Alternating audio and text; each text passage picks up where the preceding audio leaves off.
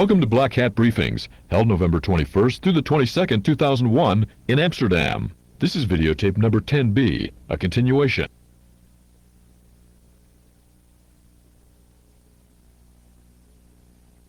Processes under Unix.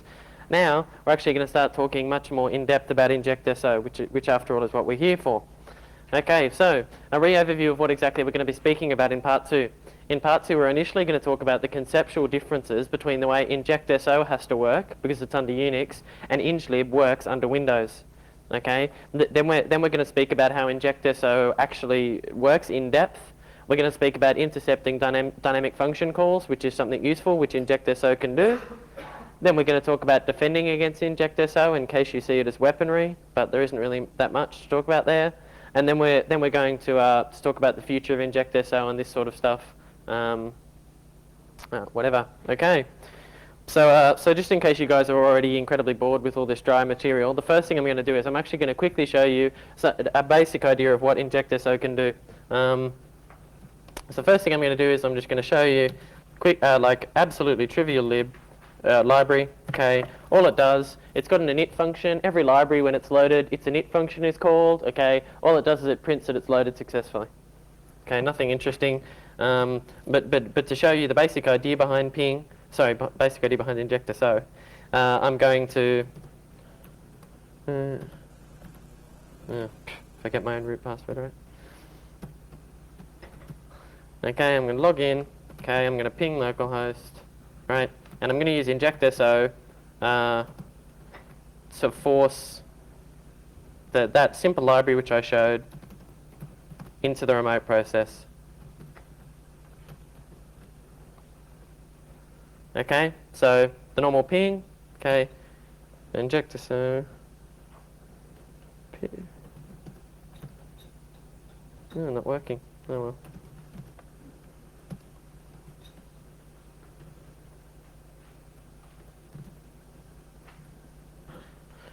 Okay, so I specify the process which I want to inject into, 1310, okay, fair enough, so ping's running as normal. Okay, I want to inject this library, it just runs, no error messages, and as you can see, in the middle of the ping output, the library prints out the fact that it was successfully injected into the remote process. So that's what injectso is all about. It injects libraries into remote processes.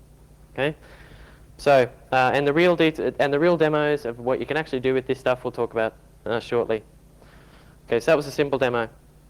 So injectso versus inglib. Just let me find myself. Okay. Injectso is basically the same as inglib. It's got the same idea, the same concept, same sort of functionality as, but for Unix. Okay, it's not for Windows, it's for Unix. And the entire process of injecting a shared object into a remote process is much, much harder under Windows than it is, under Unix than it is on Windows, because the operating system doesn't provide all these groovy features which Windows does to manipulate remote processes. So if we remember the description of how inglib works, we'll remember load library A, which loads the library. Okay, that has a close equivalent under Unix, so we're okay there. Okay, open process has a close equivalent under Unix, so we can connect as a debugger under Unix. That's no worries. Virtual alloc X, which could be used to allocate memory inside a remote process. There's nothing even remotely like it under Unix. There's simply no way to allocate memory in a remote process, to ask the operating system to allocate memory. Nor is there a way, because virtual alloc X allowed you to specify the remote process page protection. There's no way to do that either under Unix. There's just nothing even like it. Write process memory, which was used to write to the remote process's memory, that has a close equivalent, so we're okay there. Create remote thread, which literally creates a thread inside a remote process, and you can even specify where it starts in an argument. This is an incredible function. There's nothing nothing that even vaguely relates under Unix. And Unix, and let's be honest anyway, Unix and threads aren't the best of friends at the best of times anyway. Starting a thread inside a process which wasn't designed to be multi-threaded would be a pretty quick way to kill it. So basically, in summary of that, the two most important functions for inglib, they have no Unix equivalent, so we immediately know that it's going to be a bastard to implement. Sorry for swearing there. But anyway, so injectso. what are the conceptual steps which we have to do? So obviously, we know that we want to do the same thing as inglib, but under Unix, but we also know that we're in a very bad position because there's just nothing which relates to how it works. So the way we're going to have to do this is we're going to have to break down the process into conceptual steps and then find ways to make them happen under Unix or Unix-like operating systems. Okay, so what are the conceptual steps which inglib follows? Well, the first step was one of the steps was to open the process. Okay. The second step was to find the function we were after in the remote process. You know the function which loads the library. We needed to find that inside the remote process. Then we needed to get the remote process to call that function to load the specified library, to load a library which we'd like it to load. And for bonus points, actually help the library do something useful. So those are our conceptual steps. Okay. So step one, looking at this stuff under Unix. Attaching to a process, no problem. Okay, inglib uses open process, which is a Windows API function, to get a debugger connection to the remote process. Under Unix, we have two almost equivalent functions. ptrace, which is the old style way of debugging processes. It's on basically every Unix-like operating system. So that's Linux, which has ptrace, and Solaris has procfs, and some of the BSDs have procfs, which is a much better way of. It's got so many more features. It's not funny, but they all have some way of connecting to a remote process. When we connect to a remote process, what do we gain? What functionality do we get by connecting to the remote process? Well, the first bit of functionality, which is really important, is we get the ability to read and write to the process memory, to the remote process's address space. And as we were talking about earlier, the page permissions don't apply. The kernel ignores page permissions for when you're connected as a debugger. So you can read and write whatever you'd like to inside the remote process. You can modify the process registers. That is, you can literally modify its execution on the CPU. So you can modify the way the program's executing.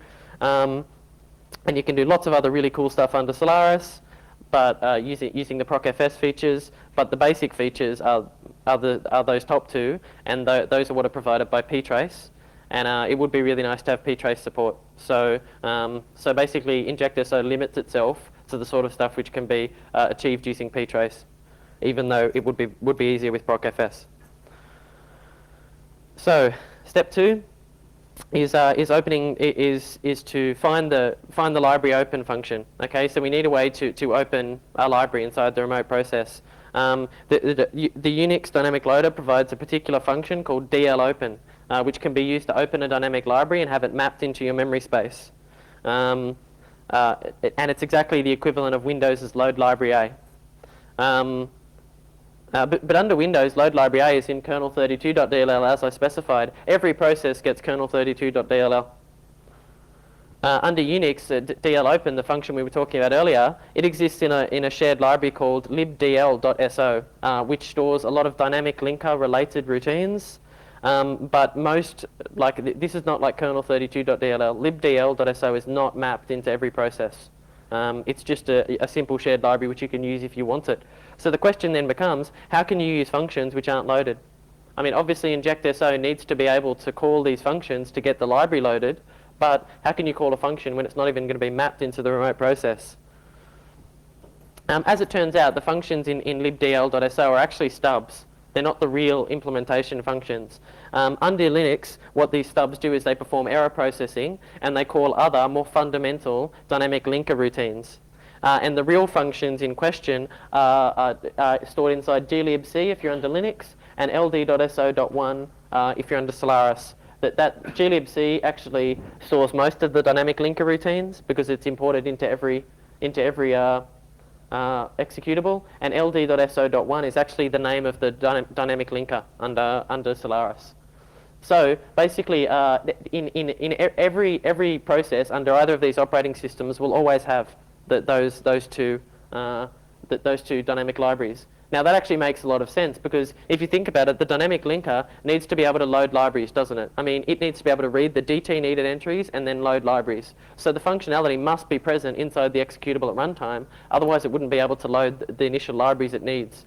Okay, so given that, the dynamic linker must have access to this functionality, and thus every process must have access to this functionality. Every dynamic process must have access to this functionality, which is exactly what I say there. Okay, so we're pretty certain that there will be the real DL open located somewhere inside the remote process memory. So how do we locate where this real DL open is inside the remote process? Inglib, what it does is it opens up kernel32.dll, so it opens a handle to it inside its process memory. Okay, it finds the address of the function, and then it assumes that address will be the same in the remote process. Okay, injectso could do exactly the same thing. It could get a handle to its own libc using dlopen, and then use dlsim to work out the address of the real dlopen. But does the assumption that if the address is at a certain location in my process space, it must be at the same in yours, really hold? And the absolute and clear answer under Linux and most of these Unix operating systems is no. You can't assume that because a function is at an address inside your process space, it will be at the same address in someone else's. And that's because patches such as common security patches like PAX, OpenWall, etc., they deliberately randomly map the shared libraries. So a shared library will not be at the same location in two different processes, or very unlikely. So you simply can't make the assumption. So fair enough, injectso will obviously still need to know the address of this function which opens a dynamic library. Okay, so how are we going to find this function? Well, basically we'll duplicate the actions of the dynamic linker. We spoke earlier about how the dynamic linker works out where things are. Okay, the first thing it does is it looks in the link map, which shows where all of the shared libraries are, where they're located. So we'll open up and we'll loop through all of the shared libraries in the link map. Okay, then we'll loop through each of the exported symbols in each of the shared libraries. Okay, until we eventually find the matching symbol, exactly how the dynamic loader does for printf or something like that. And then because we know where the shared library is, and because we know where the function is inside the shared library, we can work out its absolute address inside the remote process. So taking a look at that diagrammatically, we can see that the link map provides us a pointer to the base address of the loaded shared library. Okay, it also provides us a pointer to the dynamic segment of the library. Okay, and in here we have a pointer to the symbol table of the dynamic library. Okay, the symbol table references the string table, so we can look up the names of all of the symbols inside the string table. Okay, so we loop through all the symbols, look at all the names, find the matching function, and then we can just follow that up into the real code of the loaded object and find the function we're after. So we can find DL open inside the remote process by pretending or following the same process as the dynamic linker. So fair enough. We've managed to locate the loader routine. Now what? We obviously still need it to be called, and to be called with the relevant arguments to load the right library. This is much harder under Unix again, because the way injectso does the way inglib does this is it creates a remote thread inside the remote process and then executes this function. Whereas we don't have the ability to create a remote thread, we can't use a thread here. We actually need to force the main process itself to jump to some other code, which will somehow call the dynamic loader open function. And there are quite a number of issues with that. I mean, if we're going to modify the remote process, we're going to stop it executing the way it normally is and cause it to execute something else and to load this library. There are obviously going to be issues because we're fundamentally disturbing the execution of the process. We need to restore the process afterwards. So once we've made it execute something else, we need to get back to where we were before and restart the process without killing it. We need to be able to construct the arguments to whatever code we're going to execute inside the remote process, and we need to have some way of actually forcing the execution flow to change to this new code which we want to execute. But the first issue there, and one I want to talk about now because it's a big issue with the way this sort of thing works, is syscall interruption. When you modify the execution flow of a remote process, but by attaching to it using debugging tools and by forcing it to go somewhere else, you commonly will interrupt syscalls. A lot of code out there, most services, etc., spend the majority of their time in waiting syscalls. Like they might be waiting for user input on the terminal, they might be waiting for a socket connect, they might be in any of these functions like select, read, connect, write. Any of these major functions, they spend their time just blocked in this mode waiting for something to happen. If we move the execution of the process, we'll break that syscall. And breaking a syscall is not a good idea because it leads to all sorts of horrible issues. The most obvious one of them is that when you call a syscall, when you ask the kernel to wait for a socket connect or something like that, you put a libc, the libc functions put the arguments to the syscall in the system registers. So on the Linux, you have EAX, EBX, ECX, EDX for argument 0, 1, 2, 3, whatever. Under Spark, you use these ones. Under Spark Linux, you use those. Under Spark Solaris, you use those. Whatever. And the most important one there is the first argument, because the first argument specifies to the kernel what type of syscall you're attempting to call. Okay, it's actually the most important one. And when the syscall is interrupted, the kernel breaks the syscall, and then it sets an error number into these registers, EAX, O1, and G1. If you notice, you'll see that EAX, O1, and G1 are the first arguments to the syscall. So we get this number written into the first argument register, and this value isn't something useful like eintra or whatever. So if a process actually ends up with one of these weird return codes from the interruption of a syscall, most code won't handle it and it'll die. So if you try and restart the program where it was, and it finds this weird value in the first register, it will generally crap out and it won't continue to exist. Okay, so obviously, if we're going to do this, if we're going to inject a shared library, we need to be able to restart the syscall without causing the death of the target process. So the question which then becomes is, okay, how are we going to do that? I mean, fair enough. We could restart execution back at the bit which called the syscall. That's fair enough. But how are we going to do that when we don't know what the syscall was because the first argument has been overwritten? The first and most important argument has been overwritten. Finding the old parameter turns out to be reasonably okay. Under Linux, Intel Linux, it's quite easy because there's a debugger structure specifically designed for the debugger which tells you what the first argument was. Under Spark Solaris, it's also really easy because when you connect as a debugger, you don't have to interrupt the syscall. So you can actually read it out before you break the syscall. And then under Spark Linux, this is incredibly hard. And I still haven't found a clean way of doing it. Well, I found a way which works, but I haven't found a clean way. If anyone knows a clean way and can tell me, I'd be extremely grateful. It is possible, but it's not nice. It's the way I had to do it was pretty disgusting, actually. So if anyone knows a good way, I'd love to hear it. So anyway, so the idea of how we're going to do this then is we're going to save the old registers before we go ahead and modify the process. Okay, and then we're going to check, was the process in a syscall? Did we interrupt this syscall? Okay, yep, we did. Okay, well, what we'll do now is we're going to fix up the first register, and then when we restart this process, we'll restart it at the instruction which called the syscall. So in other words, it will go back into the syscall which it was previously in. So that's fair enough. So we have a way to interrupt the process and make it do other stuff, then come back. So we're okay with that. Now what are we actually going to make it do? We need to call this dlopen function and get it to open a library for us. So how are we going to do that? We need to construct the arguments and call it. The way inglib does this is it copies in a function. It actually has a function inside itself which takes in a parameter, which is a pointer to the relevant function, and then it just calls it. This won't work on Unix. It's not a good idea because firstly, where are we going to put this code? We can't allocate memory inside the remote process, as we talked about. So where are we going to put this new function? And even worse, we can't actually make the remote memory executable because we can't modify page protections inside the remote executable.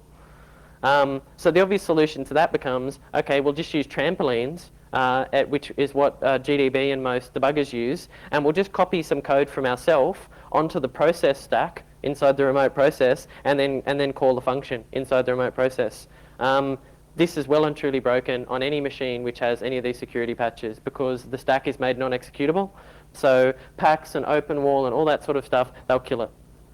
Basically, we find ourselves in a situation where copying remote code into the remote process is hard, and it's really not worth the effort. So trampolines aren't going to work. So what does injectso do in order to avoid needing to inject code into the remote process? Well, the truth of the matter is we don't need to. There is no real reason to have a trampoline inside a remote process. What injectso does is it copies the arguments, whatever string arguments there are, and some other arguments onto the remote process stack. Okay, that's easy enough. Fair enough, we can extend the stack and then copy on some data. Okay, fair enough. And then we set arguments inside the registers as needed, because the DL-open functions are fast calling convention. So we set up in the registers the arguments to DL-open. Okay, and then we set the saved PC or the return address after the call to this function to be something completely invalid. In this case, I chose 41, 41, 41, 40. Okay, and then we set the current instruction pointer inside the remote process to the function DL-open. So basically, we've moved execution to DL-open. We've set up the arguments as though it was called normally, and we're gonna let the function go. And at the end of the function, it's going to try and return, but it's going to return to a completely invalid address. So that's exactly what we're doing here. Allow the process to execute, and then obviously it'll find the invalid address and it will segfault. Okay, when it segfaults, we're a debugger, so we can catch the segfault and work out that it did segfault at 41, 41, 40. Okay, we catch the segfault, restore processing, and let the process continue going. So the obvious advantage of this technique is that there's no executable code injected at all inside the remote process. Well, not by injectso, but DL-open obviously loads up some executable code.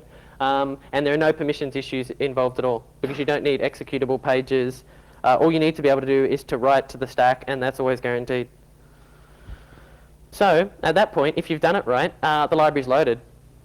The DL-open function executes. It works out the correct library. It loads the library, and the init function is called as normal inside the process, and the process continues as though nothing ever happened. So let's look at our more in-depth demo of exactly how this works. Yep.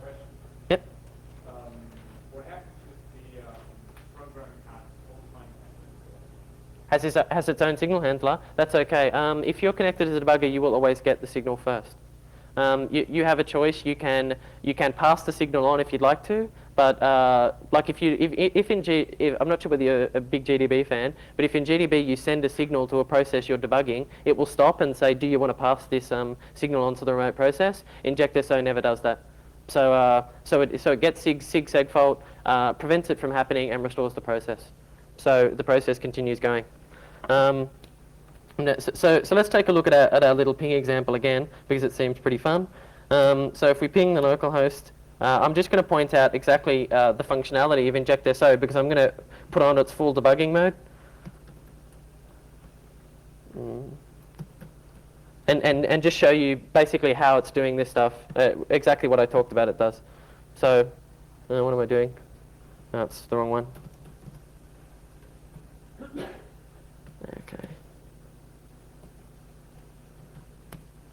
Okay. So what is injectso doing here? Fair enough. It's opening up the target executable to get information about the target. It's looking through the segment types, because it needs to find the dynamic segment so that it can work out what libraries are currently mapped into the remote process. Okay, and as you can see, it works out the various dynamic linking information. So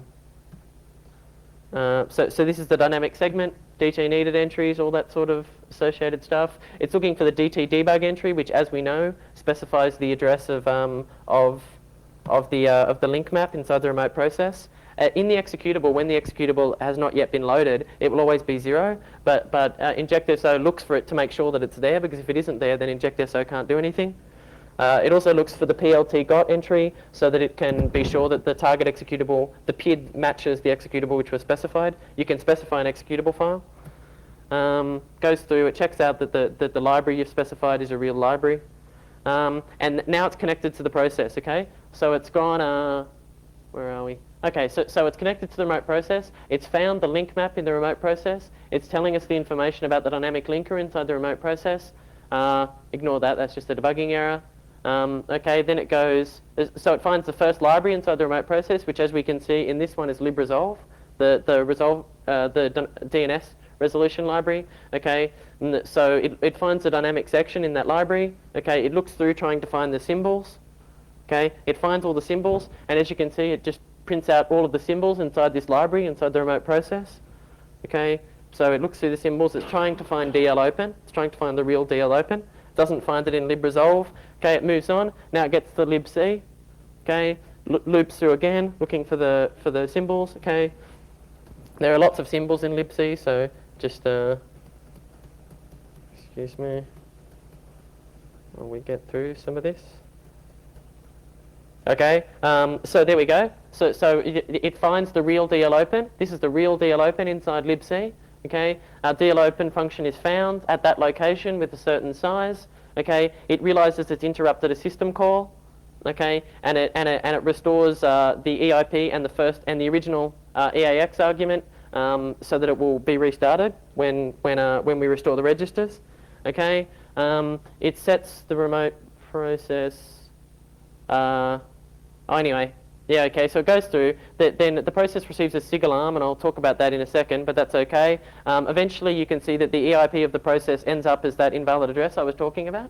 At that point it knows that the function has been called okay, and that it should restore the thing, so that's a seg fault there.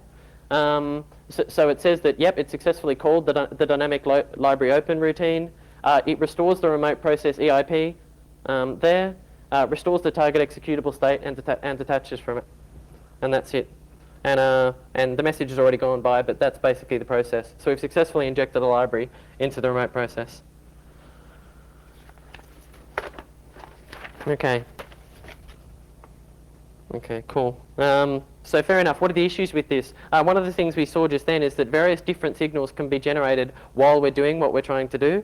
In the case of ping, it's got a timer in it to keep sending out the ping packets. And what happened is while injectso was trying to do its work, a SIG alarm happened. In other words, the timer went off. And what needs to happen is that if these signals happen, they need to be stored, and later on, when the executable is back in an okay state, they need to be replayed by injectso. At the moment, injectso only replays SIG alarm, but that's just because that's the only one I've implemented. But it would need to replay SIG child and SIG urge and all these other signals which could happen and need to be replayed if they do. And obviously, this sort of process is dangerous by definition. When you think about it, this sort of stuff, you really are tinkering with the internals of a remote process, which makes it, something dangerous, particularly when you start doing this syscall restart stuff. But having said that, I haven't had any problems with injectso for a while. I can't make any processes crash or anything like that, so it's pretty reliable. I'd need to do some more stress testing, but it works on everything which I've tried on, basically. So fair enough. We've got a library inside the remote process. What do we do now? And it's the same as with all the other things. We can do whatever we want. The library can go ahead and patch functions or do whatever the hell it wants to. The most useful thing would be exactly the same thing as we do with the the dynamic linker tricks, where we got our dynamic linker in first. In that case, we managed to intercept dynamic function calls, and you can do a lot if you do that. So it would be really useful if we could get that functionality inside injectso, because we could then use it to fix most security vulnerabilities at runtime, and we could also use it for the evil use, that is subverting programs at runtime. So. So one of the extra bits of functionality provided by injectso is that you can ask injectso to inject the library and then call a specific function after it's injected the library, whatever function you'd like it to call. And when it calls that function, it provides the address of the program's dynamic segment the address of the target program's dynamic segment to the library. So that means that the library gets enough information about the process in which it exists to go ahead and do whatever it would like to do. But injectso also comes with a utility object which is called intercept.o.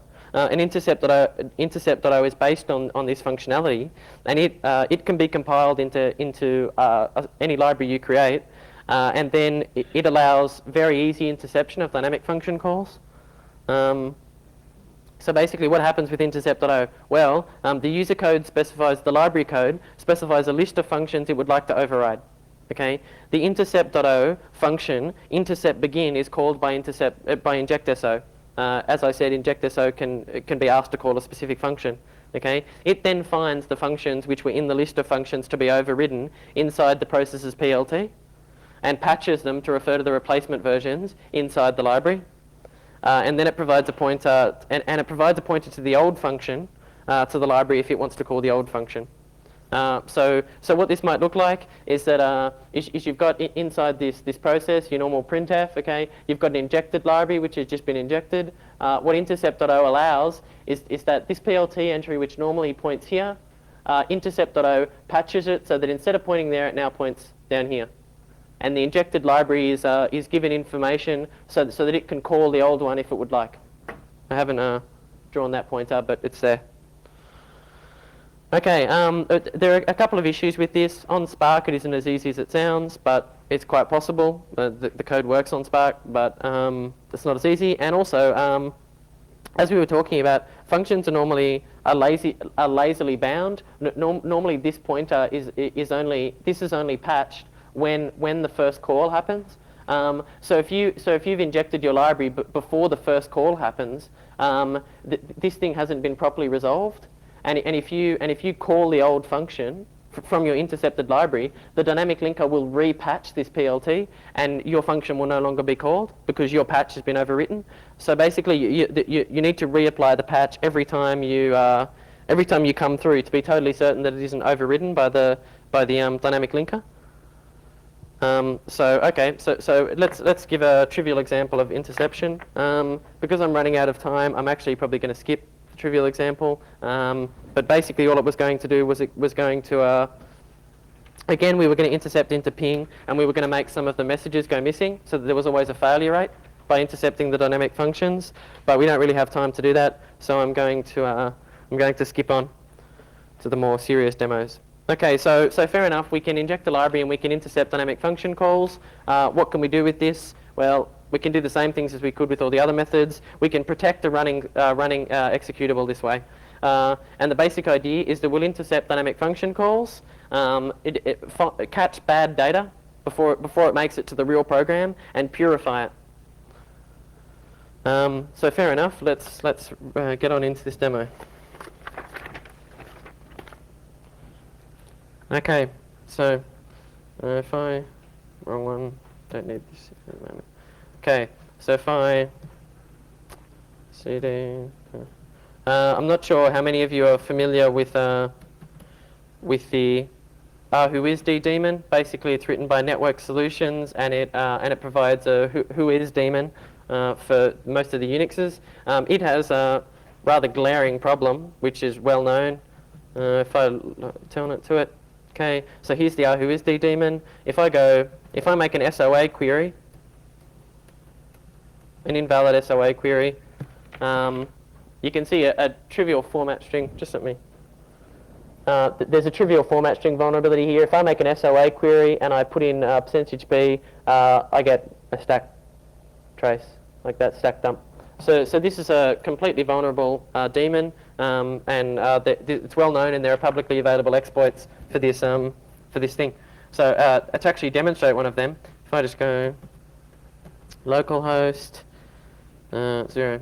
Okay, so this is a publicly available exploit running against it. As you can see, it connects to the local host, works out the operating system you had to specify by that, connects to the whoisd. It sends an evil string to work out the structure, so that it always works. Then sends over the shellcode, whatever, sends the evil format string, and you end up logged into the machine.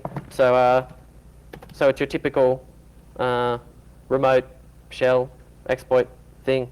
Okay. So obviously we would like this to not be here anymore, and if we're running, just let me, God. Anyway, if we're running this daemon is obviously a fairly high-end daemon. If I'm running a whoisd daemon, I'm probably a reasonably big provider. I'm an ISP of some sort. I might even be Network Solutions itself. I'm a big company. I can't bring down my whoisd daemon. I can't do anything. I need to protect it, obviously, because it's a glaring problem, but I can't actually bring it down to fix it. I mean, so all of my patching mechanisms, whatever I do, I have to protect it at runtime while it's still running. So if I... okay. So I'm just going to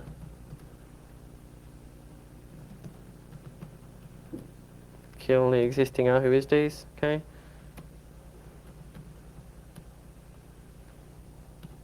Okay, and now if I do it, let's just do an L trace of the RWSD to work out what the hell is going on inside it and what we might be able to do to fix it. Okay, telnet localhost 4321. Okay, so fair enough, I'm connected to the RWSD server. I'm actually connected to the wrong PID. Okay, so it's thrown a new process. So if I connect to that one for my new connection, okay, and if I do an SOA, %P, no, it's wrong process still. Wrong one.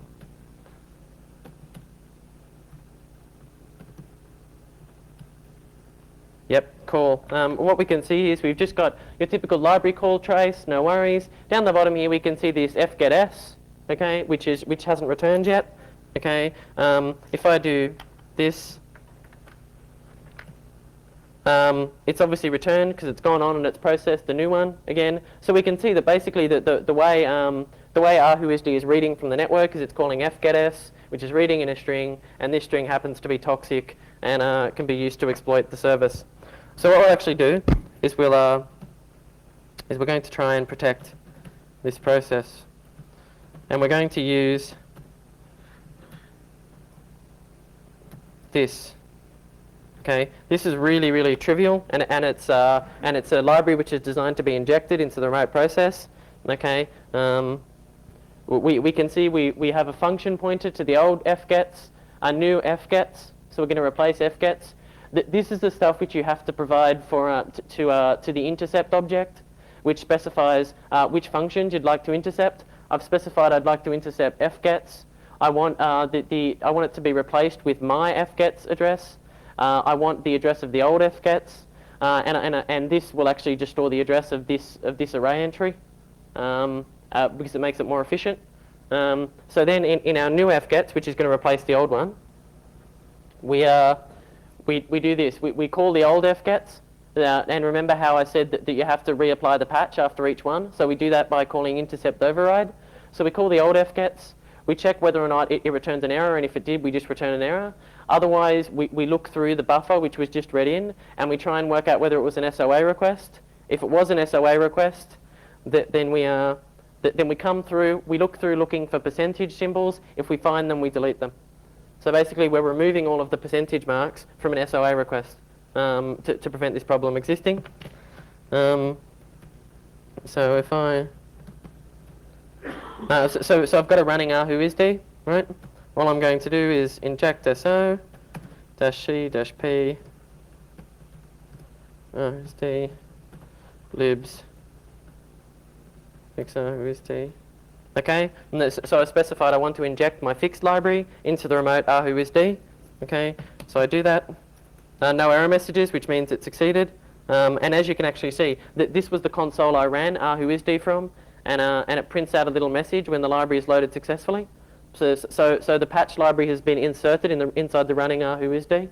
And what that means now is that whenever a new connection comes in, a new RWSD is forked. Okay, so it still picks up the new library, still picks up the interceptions.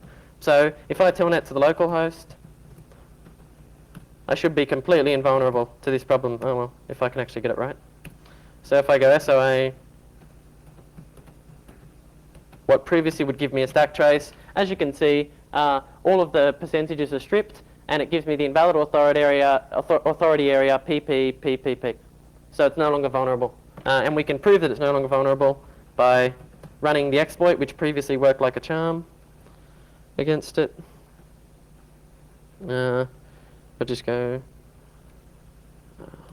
what was it? Okay, so if I run the old exploit against it, it connects to RWSD, it sends the evil string gets it no response because the format string vulnerability is gone, can't read necessary data, and it fails. So basically you have what was previously a completely exploitable daemon, and in about 10 lines of, I don't know, 20 lines of code, really simple code, you fixed it. It's no longer vulnerable at runtime. Okay, so that's an example of protecting applications using injectso. Now, obviously, where does this lead? It obviously leads that everything which can be used for good can be used for evil, and so something like injectso could obviously also be used to do evil things to a running process. For example, you might backdoor a running process, you might magic shell a running process, you might log input and output to a critical service, you might do any of those evil things. So I would be it would be a bit remiss of me if I didn't cover these uses too. Although obviously I'd rather that this sort of technology not be used for that. But anyway, so we've seen the good, now let's see the bad. Let's take a look.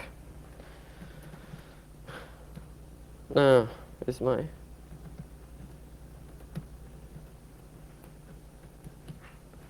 Okay, I have a...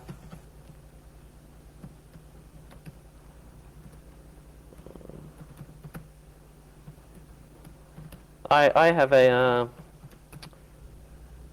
SSH daemon running on this machine, right? So just your standard run-of-the-mill SSH server. And what we can use this sort of technology to do is to backdoor a running SSH server.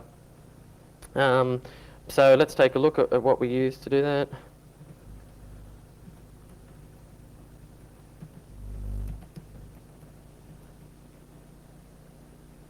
Sorry, it's...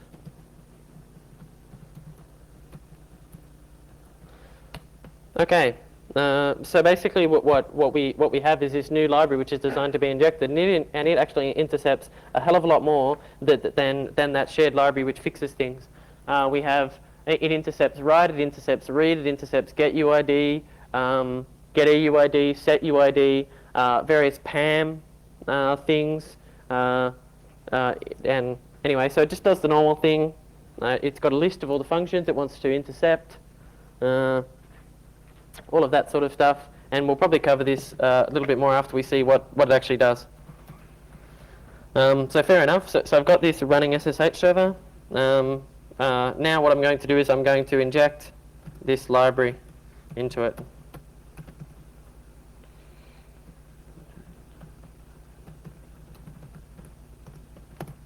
Let's see.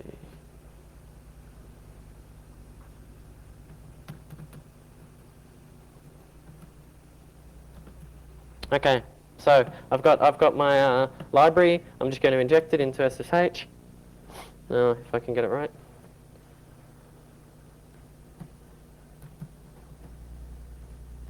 Okay, so cool. I've now injected a library into the SSH daemon. What can I do with this? I can do anything I like. But firstly, let's really see that it's been injected. If I cat proc 382 maps, you can see the library has been mapped in to the running executable. So what does this evil thing do? Well, the first thing it does is that if I log into the localhost, okay, and just in case anyone's wondering, the passwords I'm using in this case aren't my real ones. So, okay, so fair enough, I've logged in using a normal SSH session. That was a really bad move, because if I tell a file called temp evil, you can see that it's got library injected successfully, then it's got my username and my password have been logged. And then it's got this stuff about automatic login, wonder what that is, then it's got reads and writes on TTYs. Okay, so let's first talk about this automatic login stuff. What's that? Well, what happens if I log into localhost? Let's actually not use me. Let's log into localhost. Let's use the user bin. Okay, obviously a user which can't log in. Okay, so it's asking me for the user bin's password. I'm going to use the magic password let me in. And as you can see, it starts a root shell. So the SSH server is detecting that this is a magic login, and it's popping a root shell. What actually happens here is that we've got it logged here. The connection, it comes in and it sees the user bin, it sees the response as let me in. It works out that this is a magic response. The connection is enabled for automatic login for this user. It denies a set UID call to bin. So basically SSH is convinced that this user is really authenticated. It tries to change down to user 1, which is user bin. That's denied because set UID is intercepted. And then it checks to see whether it really did successfully change down by calling get UID and get EUID. So the intercepted function really has successfully changed down, and that's it. And then SSH logs you in as root. And possibly the most insidious use of this particular thing is that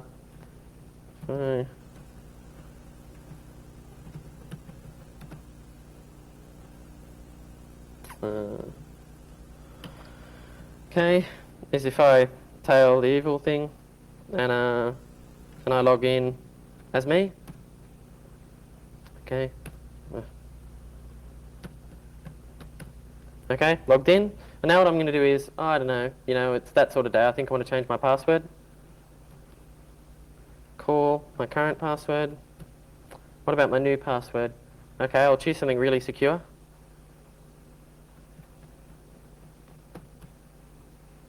Bugger. Now I really have to pick something hard.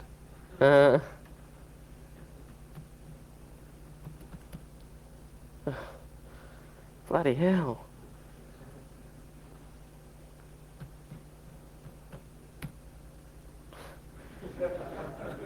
Oh, God. Can anyone think of it? Oh, come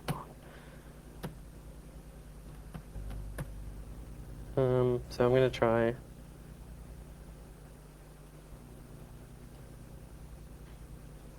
I can't think of a password which will work on this thing.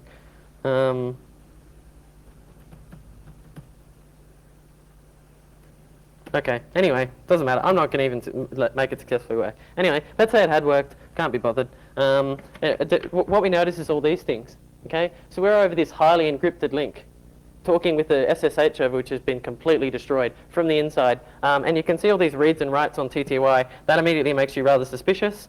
And what we'll see is if sudo temp. We can see this file, evil 1701. If I do strings, evil 1701. What did I do? Okay. Anyway, recognize this? This is all the session. Password. It's actually logging all the terminal input and output and all the stupid passwords I tried, and none of them worked. But if they had have. So basically, someone was saying at breakfast this morning. Apparently, someone well known had a saying that using SSL is like using a tank to transport nuclear weapons between a cardboard box and a park seat. This is exactly what this is. It's completely. This is a completely encrypted session. I'm completely happy that everything in between is safe, but it doesn't matter because one side's destroyed. And obviously you could use this to do the same to the client or the server or anything you wanted to, basically. So that's the subversion demo. So what's cool about injectso? Injectso is simple. It's simple to use, not simple to write, but it's simple. It's very flexible because the library can do anything it wishes, and and it's quite simple to do that, given the ability to intercept dynamic functions. It doesn't require modifications to the disk binary at all. It doesn't require any disk files at all. You can delete the library after it's been injected. It won't actually disappear, but it will be gone from the file system. So you don't need any disk files. The service doesn't need to be restarted. If you're protecting a service, it will be protected immediately. The code is done in C, which makes it a hell of a lot easier than doing assembler. The code gets relocations free. So if you want to call C functions and stuff, you can. It's not like you have to worry about any of that or constructing your own table of external functions. And at this stage, I can say that it's mostly safe. I haven't ridiculously stress tested it, but it's pretty darn safe and it works on everything I tried it on. Disadvantages. Injectso isn't permanent. Okay, you do it once. As soon as the process is restarted, it fails to exist. The patch is gone, and it's complex to use for non-dynamic function interception. Dynamic function interception is obviously made pretty close to automatic, but for anything else, you'd have to do it yourself and get into all the usual complexities. And one thing which I really thought I should address, it's something that bothers me a little bit, that this technology is obviously its scary uses, its evil uses are more impressive than its protective uses. But when I wrote injectso, I wasn't actually particularly interested in its security uses at all. It can be used for a lot of things if you're a systems programmer. There are a lot of cool uses for it, and it's really not an attack. As I showed in the first half, if you patch an existing executable in memory at runtime, you can do everything that injectso does, just not as easily. And if some of this stuff is a bit scary, and personally I find it a bit scary, I think we'd all be kidding ourselves if we didn't suspect that the black hats, the people who are doing the damage, already know this stuff and have already done stuff like it. I mean, I've never heard of anything as simple as injectso, but I have certainly heard about a variety of available things which are designed to patch secure servers while they run. So the basic idea is that if you're on a machine, if your machine is subverted, there is nothing that remains trustworthy. Running processes are not trusted. If you have one of those machines which has signed executables, once that executable is loaded, it is as vulnerable to this as any other process. Do not trust that a process which is running must be safe. If you have an SSH login to some really critical server of yours, and you don't fix up your box, your local machine, so you get hacked on your local machine, that person could easily use your SSH connection, the one which you haven't restarted for 10 years, to take out the remote box too. There is nothing safe once you are hacked. Injectso is not a new attack. And modifying these processes or binaries, all of the techniques I've spoken about, they all require privileges. So the only way anyone is going to be able to use this against anyone is if their machine is broken into. Nothing is safe. So fair enough. That's injectso. Do you have a question? Yeah. Cool. Is it possible to remove the injectso in runtime? Like if you assume you got the password or whatever. Did whatever modification the running process did. Yes. Was supposed to do or not supposed to do. Can you revert the process as You could write a tool to do so. I haven't done so, but it will be complex and difficult. It's not designed to be done. You're not designed to be able to unload libraries which are already existing in a process. It gets very hard because you'd have to write trampolines and stuff, which could call munmap and unmap the existing library and unpatch all the PLT and all that stuff. The dynamic library the dynamic loader doesn't provide a way to do that. So it's complex and difficult, but it could be done, definitely. Did someone else have a question? Yep. If you want to protect the platform against attacks, then you at least usually remove the debug functionality that allows the process to attach to another one. That's what a lot of people immediately say. If you do that, that's fair enough. That raises the bar. But then immediately the attacker will just go for proc mem. If you continue to have dev mem, which can access all the memory, you can do all this stuff